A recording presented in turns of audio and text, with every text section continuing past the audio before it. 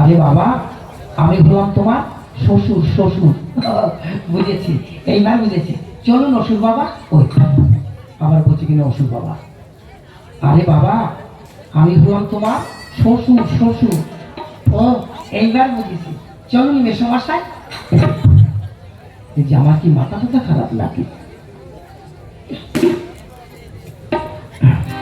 এই দেখো বাবা, আমি হচ্ছে তোমার শ্বশুর। শ্বশুর, হ্যাঁ।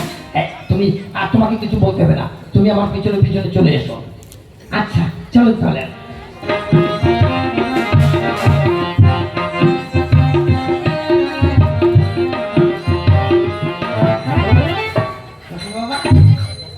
আবার কি হলো?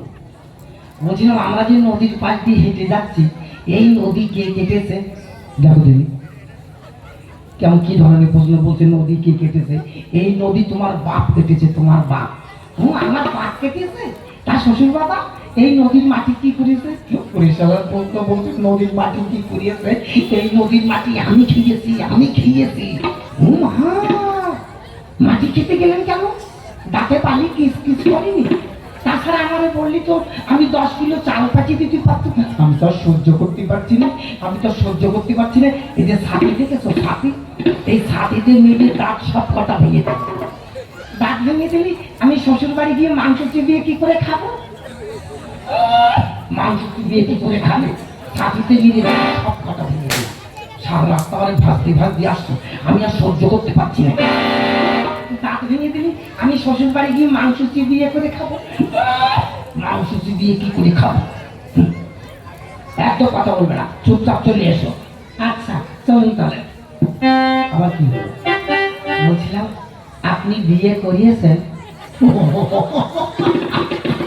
কপাল, আমার কপাল। আমার জামাই জিজ্ঞেস করছে আমি বিয়ে করিয়েছি কিনা। এই আমি বিয়ে না করলি তোরটাকে কোথায় বলছিস? তোরটাকে? হ্যাঁ তাও তো ঠিক। তার শ্বশুর বাবা আপনি কাকে বিয়ে করিয়েছেন? কেন? তোমার শাশুড়ি গো, তোমার শাশুড়ি। দৌড় বাপ, এ ঘরে ঘরে হয়ে গেল না? শাশুড়ি কি কেন বিয়ে করতে গিয়েছে? অন্য জায়গায় বিয়ে করলে এক ঘর কুটুম বাড়তো না? আমি তো আর সহ্য করতে পারছি না, আমি তো আর সহ্য করতে। শ্বশুর বাবা আপনি কান্না করছেন না হাসছেন? শ্বশুর বাবা আপনি কি যাত্রার অভিনয় করছেন? ওরে শালা!